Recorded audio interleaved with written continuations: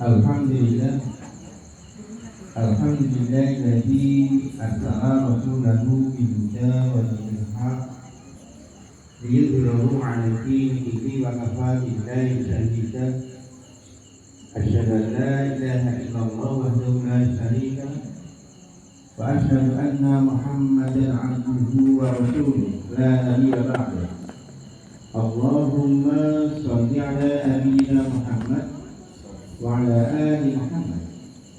Wa qala Allah ta'ala fi kitabil karim, a'udzu billahi minasyaitonir rajim.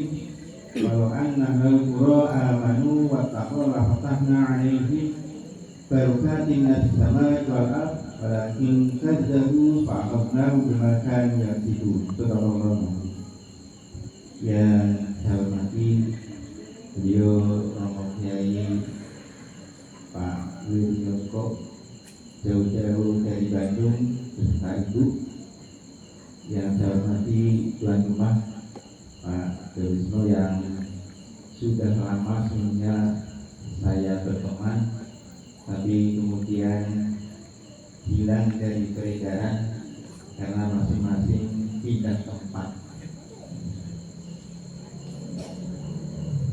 Dan juga semuanya saja yang besar tidak saya sebut nama, yang kecil tidak, yang besar tidak saya sebut pula, yang kecil tidak saya sebut nama. Insyaallah semuanya dirahmati oleh Allah Subhanahu wa taala. Bersyukur pada Allah Subhanahu wa taala. Alhamdulillah di malam hari ini kita masih dapat menambah pundi-pundi amal soleh kita yang insyaallah sebagai upaya untuk meningkatkan kualitas perjalanan kita nantinya di surganya Allah Subhanahu wa taala. Kita mohon pada Allah Subhanahu wa taala mudah-mudahan yang hadir di majelis ini dan seluruh anggota keluarganya dimanapun mereka berada, Allah sehatkan badannya, Allah kuatkan jasadnya, Allah tambahkan ruh keimanannya, Allah hilangkan dari segala kesulitan hidupnya, Allah sehatkan jasadnya, Allah hindarkan dari orang-orang zalim, dan Allah wafatkan dalam keadaan husnul khotimah. Amin ya rabbal alamin. Selanjutnya, innallaha wa malaikatahu yusholluna 'alan nabi ya ayyuhalladzina amanu shollu 'alaihi wa sallimu taslima. Semoga salat dan salam tetap dilimpahkan kepada kita Nabi Muhammad sallallahu alaihi wasallam, pada keluarganya, para sahabatnya, dan pada kita semua sebagai pengikutnya yang selalu mengharapkan syafaatnya nanti di yaumul akhir. Jamaah rahmatullah, niatan saya dengan ibu-ibu dan bapak-bapak sama. Niatnya adalah ngaji, tapi saya dipotong untuk misi kultum ya. Mari kita evaluasi doa ketika kita masuk di awal bulan Rajab. Ya. Dahulu kita berdoa, Allahumma barik lana fi Rajab wa Sya'ban wa balighna Ramadan. Apakah kemudian benar doa kita itu sudah diijabah oleh Allah Subhanahu wa taala? Kita akan mohon pada Allah Subhanahu wa taala untuk diberi keberkahan di bulan Rajab, berkah di bulan Sya'ban, dan kita pun mohon pada Allah Subhanahu wa taala untuk bisa dipertemukan dengan bulan Ramadan. Tapi untuk dipertemukan kan masih beberapa hari lagi. Makanya yang malam ini mesti kita evaluasi apakah doa kita ketika kita mohon untuk mendapatkan keberkahan di bulan Rajab dan bulan Sya'ban itu Allah telah mengijabah. Mari kita evaluasi. Apa sesungguhnya yang namanya barokah? Berkah itu kata Abu Yahya yang dari Timur, Yahya itu beliau mengatakan bahwa barokah itu adalah ziyadah fil khair, kebaikan yang selalu bertambah. tumbuh dan berkembangnya kebaikan dalam arti maknawiah yang tidak bisa dilihat oleh mata. Itu adalah barokah ziyadah fil khair. Menurut beliau itu gambarannya, beliau mengilustrasikan ada orang yang tingkat pendidikannya sama, jenis pekerjaannya pun sama, pangkat dan jabatannya pun sama, pendapatannya pun sama, istrinya jumlahnya sama, jumlah anaknya sama, tapi yang satu orang itu ternyata nyungsep terus, merasanya adalah kurang terus, apa yang didapatkan itu selalu terasa kurang. Ini berarti dia itu tidak barokah. Tapi yang satunya dengan pendidikan yang sama, jabatan yang sama, pekerjaan yang sama, jumlah istri yang sama, anak yang sama, ternyata segala kebutuhan itu selalu terpenuhi.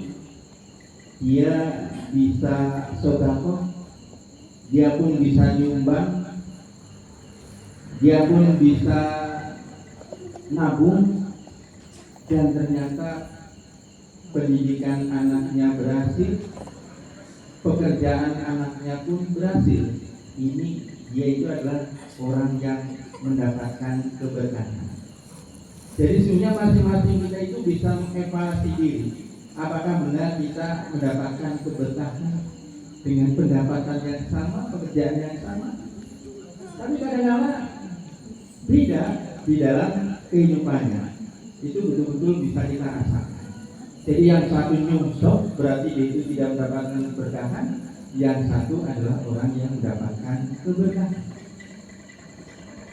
Jamaah rahimahullah, ada 3 elemen yang namanya barokah. Yang pertama adalah kasratul khair, yang kedua adalah dawamuhu, yang ketiga adalah sabatuhu. Kasratul khair itu adalah kebaikan yang banyak, banyaknya kebaikan. Itu adalah kasratul khair. Dawamuhu adalah kebaikan itu selalu ada, dawam, tetap. Ini adalah dawamuhu. Kemudian sabatuhu itu kebaikannya selalu lancar, tidak terpengaruh oleh keadaan. Apapun yang menimpa dirinya, yang menerpa dirinya, itu selalu melakukan kebaikan. Itu adalah sabatuhu. Jamaah rahimahullah. Dan yang namanya banyak di dalam keberkahan itu sendiri, itu adalah sesuatu yang tidak bisa dihitung. Kalau masih bisa dihitung itu adalah sedikit. Kalau masih bisa dihitung, masih bisa dilihat, itu adalah sedikit. Tapi kalau kemudian tidak lagi bisa dihitung, tidak bisa lagi dilihat, itu adalah dunia yang banyak. Dan ternyata menurut Ustaz Ali Hidayat, ada tipe manusia ketika Allah memberikan kebutuhan. Yang pertama, tipe yang pertama adalah dia nyari dulu baru mendapatkan kebutuhan. Tipe kedua adalah dia itu baru bergerak sedikit kemudian mendapatkan kebutuhannya. Yang luar biasa adalah dia belum nyari, dia belum bergerak sedikit pun, baru kentet, baru ada niatan, Allah telah memberikan kebutuhannya. Ini yang luar biasa. Jadi ketika seorang baru ada niatan, baru ada keinginan, belum mencari, belum bergerak, tapi Allah kemudian telah memberikannya. Ini yang luar biasa.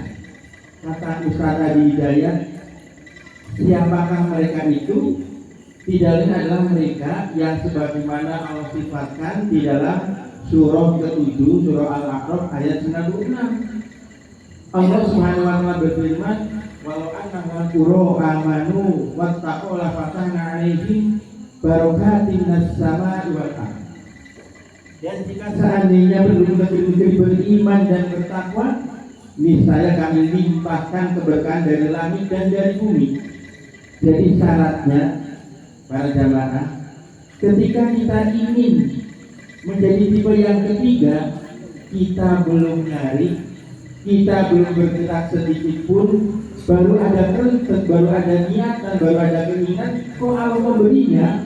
Itu syaratnya dua, sebagaimana Allah firmankan, janjikan di dalam surah ke-7 surah Al-A'raf ayat 96. Syaratnya adalah dua.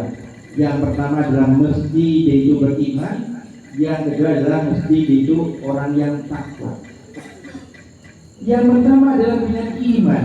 Mari kita evaluasi, apakah diri kita itu benar-benar termasuk orang yang beriman. Ada beberapa ciri indikator orang yang beriman, tapi minimalnya kita tahu ada 4. Yang mesti kita ketahui ada 4. Innalil mu'minin arba'a alamatin.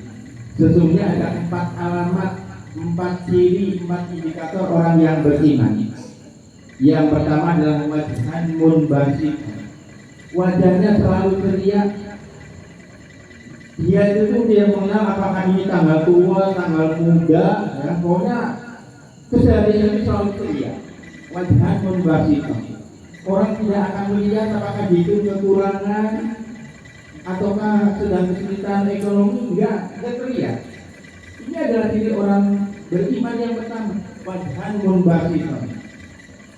Wajahnya selalu terlihat. Yang kedua adalah lisanan latifan. Lisannya lembut. Karena kita tahu salah matul insan fikir lisan. Selamatnya manusia itu tergantung lisannya, tergantung ucapannya. Yang ketiga adalah qalban rahimah. Hatinya penuh cinta kasih. Yang keempat adalah liyadan mu'tiyatan. Tangannya suka memberi. Itu adalah ciri orang yang beriman. Mari kita maaf diri. Apakah kita memiliki wajah yang selalu ceria? Apakah lisan kita itu lemah lembut? Apakah hati kita itu penuh cinta kasih? Apakah tangan kita itu suka memberi? Itu adalah orang yang beriman. Jadi ketika orang beriman mencari kebutuhan dan itu dia itu dekat dengan Allah Subhanahu wa taala, walaupun dia itu mendapatkannya menurut penilaian orang itu sedikit, orang melihatnya itu mendapatkan sedikit, tapi ternyata yang dirasakan oleh orang itu adalah sedemikian mencukupi kebutuhan. Cukup untuk beli mobil, cukup untuk beli rumah, cukup untuk beli anak dan sebagainya. Ini adalah ketika orang mencari kebutuhan dengan dasar iman dan dekat dengan Allah Subhanahu wa taala. Tapi sebaliknya, kalau seorang itu mencari kebutuhan itu tidak dengan dasar iman, jauh dari Allah Subhanahu wa taala, walaupun yang didapatkan itu banyak, tapi merasanya selalu kurang.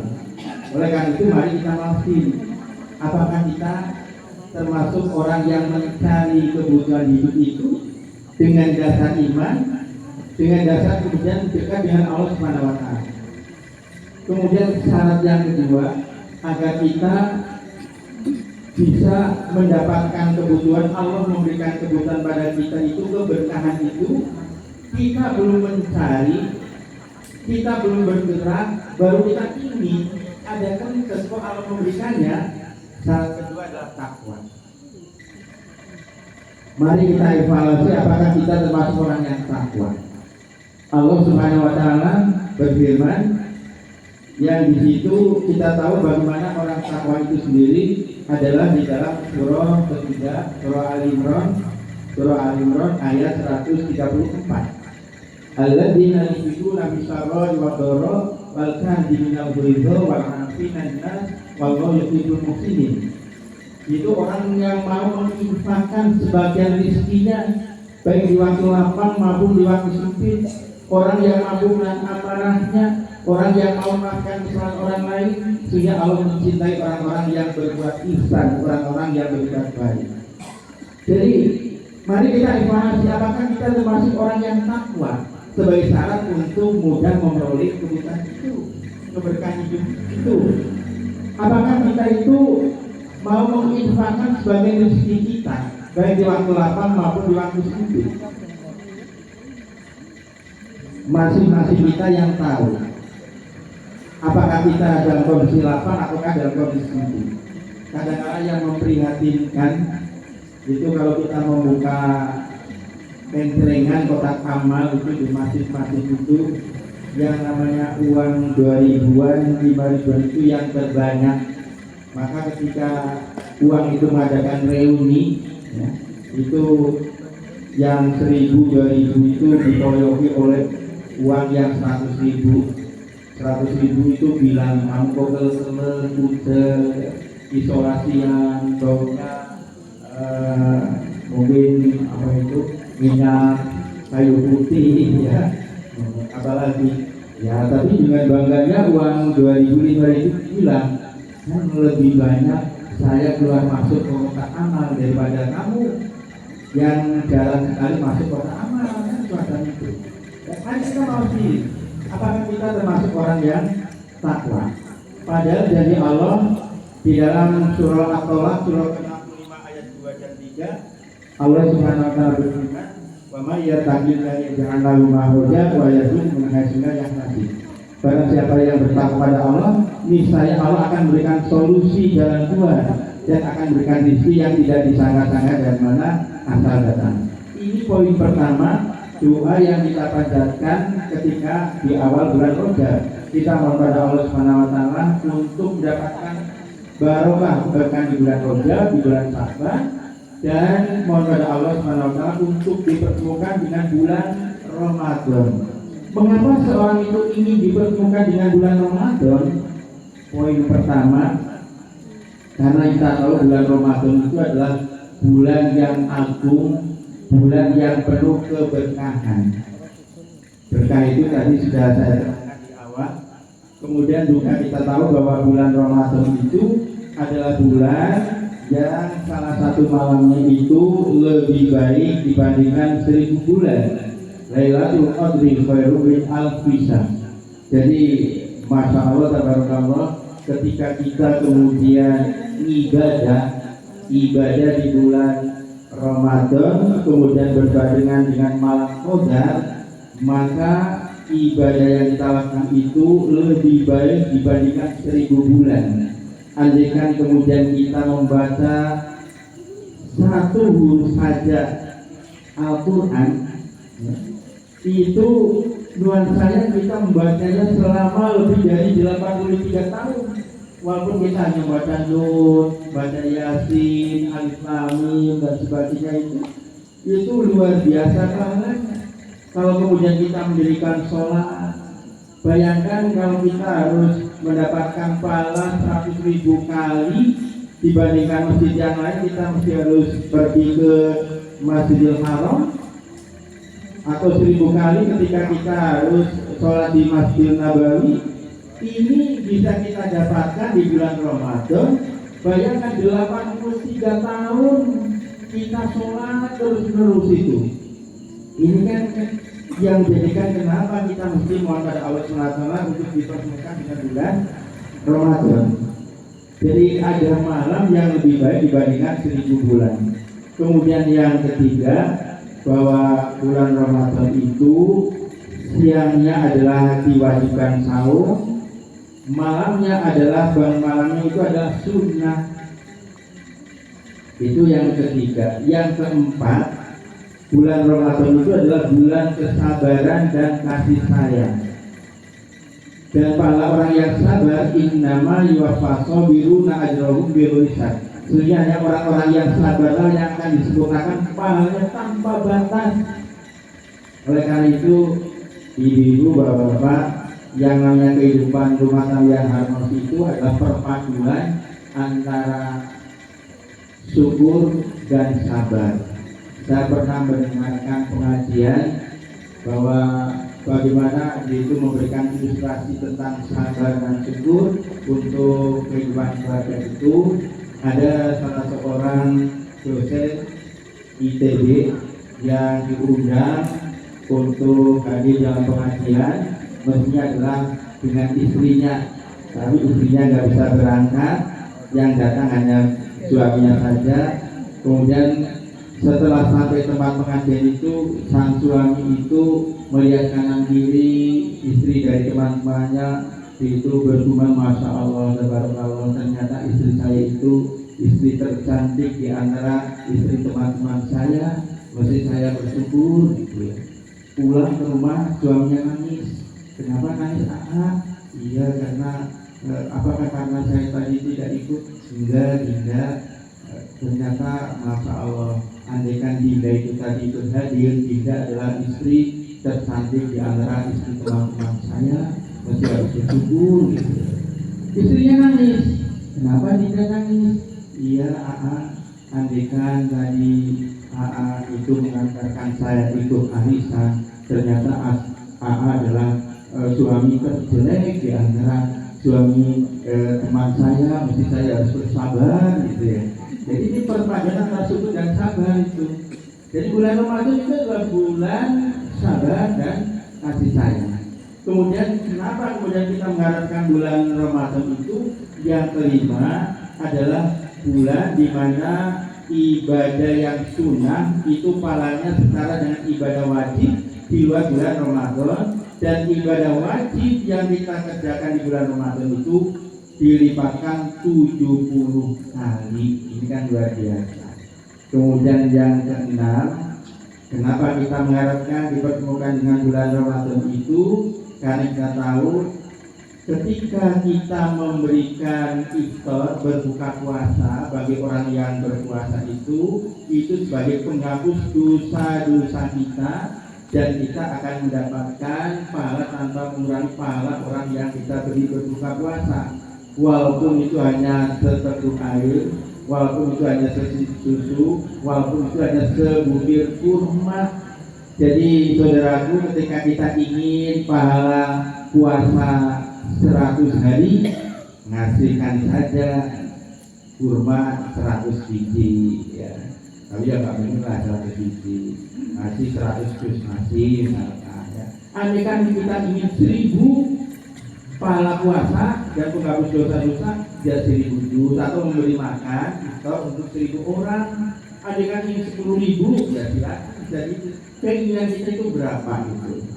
Dan kemudian yang terakhir, karena ini sudah malam, ketika seseorang itu memberikan minum orang yang berpuasa, maka kata Rasul, Allah akan memberikan minum dari telagaku, dan dia itu tidak akan haus sampai dia itu masuk ke dalam surga. Masya Allah. Jadi ibu bapak, ketika kita ingin mendapatkan minum dari telaga Rasul dan kita tidak akan haus sampai kita masuk surganya Allah, maka kita berikan minum kepada orang yang berbuka puasa. Kita akan bisa beli aqua berapa dus gitu ya, atau yang lainnya, atau ngasih kolak lah, kolak. Walaupun kolak peter ya, karena ada kolak peter itu pisangannya berapa biji ya, kemudian kolang kalingnya berapa, ketika diaduk-aduk di pleter-pleter itu nggak ketemu, nggak ketemu, itu namanya kolang pleter gitu ya. Nggak apa-apa, yang penting kuahnya banyak ibu ya. Mungkin satu plastik itu kolang kalingnya satu, kemudian pisangnya hanya secuil ya, kolang pleter ini namanya ibu gitu ya. Ya masalah ya. Itu saya kira itu ibu bapak, mohon maaf ini karena saya dipotong untuk misi ya, jadi saya mestinya memperdulit sama beliau Ustaz Wiryogo Al-Mukarram, kalau saya almarhum ya, almarhum, jadi beliau Al-Mukarram, saya almarhum. Jadi panggil saya almarhum nggak masalah, almarhum kan yang di mati ya, ya almarhum ya nggak masalah ya. Tapi jangan kiai haji dan taha. Soalnya kalau nama saya di depan KH itu saya dicabut pensiunnya ya. Nama saya itu MUSTOLI KH. KH-nya di belakang. Kalau KH-nya dipindah ke depan jadi mustoli, nggak ada catatan di negara. Akhirnya pensiunnya nggak keluar. Yang benar jelas kalau ada yang benar datang dari Allah Subhanahu wa taala, ada yang ada salah datang dari diri saya sendiri. Mudah-mudahan Allah Subhanahu wa taala mengampuninya. Subhanallah walhamdulillah, asyhadu an la ilaha illa anta, astaghfiruka wa atubu ilaik. Wassalamualaikum warahmatullahi wabarakatuh. Waalaikumsalam. Kemudian tadi tausiah